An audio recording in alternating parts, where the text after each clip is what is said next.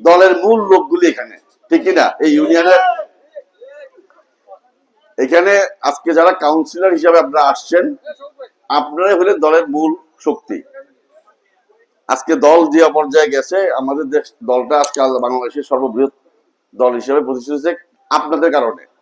আমরা আসছি কুমিল্লা থেকে আপনাদেরকে সম্মান জানাইতে, বিশেষ করে যারা ওয়ার্ড লেভেলের নেতৃবৃন্দ, ওয়ার্ড লেভেলের কমিটিতে কাউন্সিলর হয়েছেন। এবং আমার শুধু একটা প্রশ্ন, আপনাদের যে ওয়ার্ডের কমিটিগুলি হয়েছে, এগুলি কি আপনাদের ওয়ার্ডে গিয়া হয়েছে নাকি ঘরে বসে হয়েছে? আপনাদের মন মতো হয়েছে? এখানে তো সবাই কাউন্সিলর, তাই না?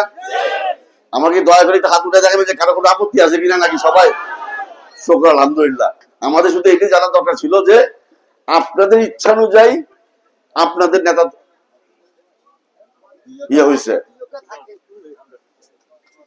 আর আজকে যে অনুষ্ঠান, সেটাও কিন্তু আপনারাই পছন্দ করবেন আপনাদের নেতা কে হবে, ঠিক কিনা? বাড়ি থেকে তো কোনো কিছু বলা হইতেছে না। যদি মিল ঝুলের মধ্যে হয়, সুন্দর শুকর আলহামদুলিল্লাহ। আপনাদের সবার মতে যদি হয়, আপনাদের সবার মতে যদি না হয়, তাহলে এখানে ভোটাভুটি হবে, তাতেও কোনো আপত্তি নাই। আমরা চাই সত্যিকার অর্থেই দলের মধ্যে গণতন্ত্র থাকুক, এবং আমাদের যে দলের মূল শক্তি, ভারপ্রাপ্ত চেয়ারম্যান সাহেব এই জন্যই আমাদেরকে পাঠাইছেন যে তৃণমূলে যাও। আমাদের আসল নেতা হইলো ওয়ার্ডের নেতা, গ্রামের নেতারা, ওয়ার্ডের নেতারা, তারাই আমাদের দলকে ধরে রাখছে। এই দলকে ভাঙার জন্য অনেক চেষ্টা হয়েছে। এই ফখরুদ্দিন মহিউদ্দিনের সময় একবার চেষ্টা হয়েছে। গত 16 বছরে শেখ হাসিনার সরকার এমন কোন চেষ্টা না ছিল, খুন, গুম, হামলা, মামলা, আপনারা এখানে সবাই কোনো না কোনো ভাবে নির্যাতিত হয়েছে, তাই না? আইদার দরবারে নয় কথা বলতে পারেন নাই, ন্যায্য বিচার চাইতে পারেন নাই, কোনো কিছু তো পারেন নাই, পাইছিলেন? আমরা চাই সত্যিকার অর্থে আপনারা যারা তৃণমূলে আছেন, সংগঠিত হয়ে মানুষের ভোটে, মানুষের মন জয় করে আমরা যেন আল্লাহর ইচ্ছায়, আপনাদের চেষ্টায় সরকার গঠন করতে পারি, ক্ষমতা দিতে পারি। একমাত্র তাইলেই আমরা দেশকে আবার নতুন করে করতে পারবো। কারণ এই দেশের যে অবস্থা এখন, অর্থনীতি সম্পূর্ণ ভঙ্গুর। আমাদের পুলিশ বলেন, ইলেকশন কমিশন বলেন, সরকারি আমলাতন্ত্র বলেন, সবকিছু ধ্বংস করে দিয়ে গেছে। আওয়ামী লীগ না করলে, জ্ঞাতি গোষ্ঠী যদি আওয়ামী লীগ না করছে, কোনো কারো চাকরি হয় না, হয়েছে ভাই? আজকে অথচ দেখেন আপনাদের ছেলে মেয়ে যারা আপনারা অন্য একটা দল করেন, এটা সুযোগ কে করে দিয়ে গেছিল? এটা সুযোগ করে দিয়েছিল আমাদের শহীদ প্রয়াত রাষ্ট্রপতি জিয়া রহমান সাহেব। নতুবা ৭৪ সালে যে বাকশাল তৈরি হয়েছিল, আমাদের কারো কোনো কথা বলার ক্ষমতা থাকতো না। আজকে উনি উনার রক্ত দিয়ে একবার দেশ স্বাধীন করার জন্য ডাক দিয়েছিলেন 26শে মার্চে। আবার যখন উনি সুযোগ পেয়েছেন, বহুদলীয় গণতন্ত্র থেকে শুরু করে আজকে যে বাংলাদেশের অর্থনীতি, তার মূল যে গাছ, সেটা উনি লাগাই দিয়ে গেছিলেন। এই আজকে যে রেমিটেন্স আছে বিদেশ থেকে, এই বিদেশে যে মানুষজন চাইতে চাকরি করতে পারতেছে, এটা উনার অবদান, উনি এটা শুরু করে দিয়ে গেছিলেন। আজকে যে গার্মেন্টস, উনার অবদান, উনি শুরু করে দিয়ে গেছিলেন। আজকে আমরা সেই ফল পাইতেছি। আমাদের ভাগ্য খারাপ যে আমরা মাত্র ওনাকে 4-5 বছরের জন্য ক্ষমতা পাইছিলাম।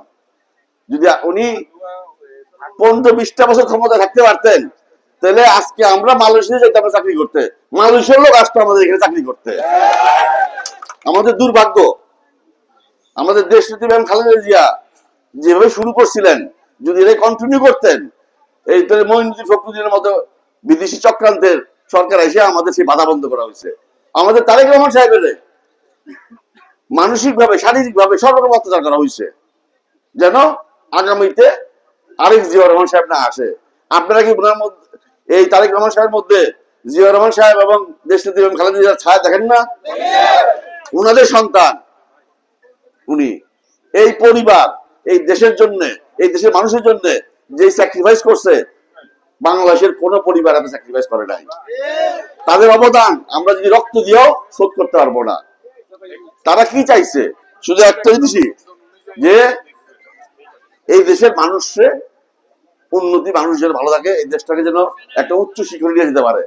ইনশাল্লাহ আপনাদের কাছে ওয়াদা করতেছি, আপনাদের চেষ্টা যদি থাকে, আপনারা যদি এক একজন তারেক রহমান সাহেব হয়ে মাঠে কাজ করেন, আপনারা যদি দলের ভাবমূর্তি রক্ষা করেন, আগামীতে যদি 5 থেকে 10টা বছর উনি দেশ চালাতে পারে, এই দেশকে অন্য উচ্চতায় নিয়ে যাবে। আপনাদেরকে এই ওয়াদা করে দিতে পারি ইনশাল্লাহ। কারণ আমরা আসি নাই ভোগ করতে।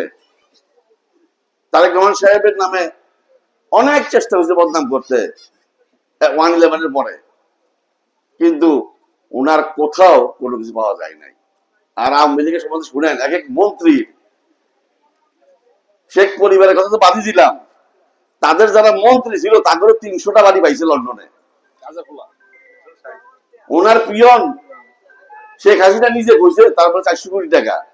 তো পিয়ন যদি 400 কোটি টাকা বানাইতে পারে, তো শেখ পরিবারেররা কত বানাইছে চিন্তা করেন। এই দেশ থেকে প্রায় 2 থেকে 3 লক্ষ কোটি টাকা পাচার হয়ে গেছে। প্রতিটা আমাদের ব্যাংকের অবস্থাগুলি একদম দুর্বিষহ। এই দেশে আবার নতুন করে করতে হবে, এবং কে পারে? একমাত্র ইনশাল্লাহ আমাদের দল এবং আমাদের দলের যে নেতাকর্মীরা। আপনাদের কাছে একটা অনুরোধ, দলের মধ্যে কোনো এমন কোন লোক রাখবেন না। আপনাদের কাছে আসছি আমরা সত্যি কথা সম্মান জানাইতে এবং সালাম জানাইতে, বিকজ আপনারাই আমাদের মূল নেতা। আপনাদের কাছে আমাদের চাওয়া একটাই, আপনাদের ইউনিয়নে বা আপনাদের যে ওয়ার্ড আছে, এই ওয়ার্ডে এমন কোন লোককে আগ বাড়াবেন না, বা যে যার কারণে দল বদনাম হয়। সে যদি চাঁদাবাজি থাকে, দরবার কারণে থাকে, যে নিজের পকেট ভারী করতে গিয়া দলে বদনাম করে, এমন লোকের প্রতিহত করবেন।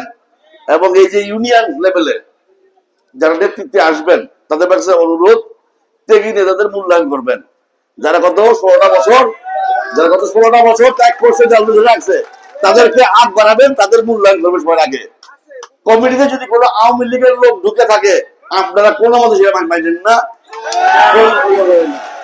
একজন লোক যে আওয়ামী লীগের ইয়েতে ছিল, কমিটিতে ছিল, তাদেরকে রাখা দরকার নাই। দলটাকে সুশৃঙ্খল করবেন, সাংগঠনকে শক্তিশালী করবেন, এই আশাবাদ ব্যক্ত করি। দেশটাতে বেগম খালেদা জিয়ার জন্য দোয়া চাইতেছি, আমাদের জনাব তারেক রহমান সাহেবের জন্য দোয়া চাইতেছি, এই দলের জন্য দোয়া চাই, আমাদের জন্য দোয়া করবেন যেন আমরা আপনাদের পাশে থাকতে পারি, আপনাদের সাথে সেবা করতে পারি। সবাইকে ভালো থাকবেন, সবাইকে ধন্যবাদ।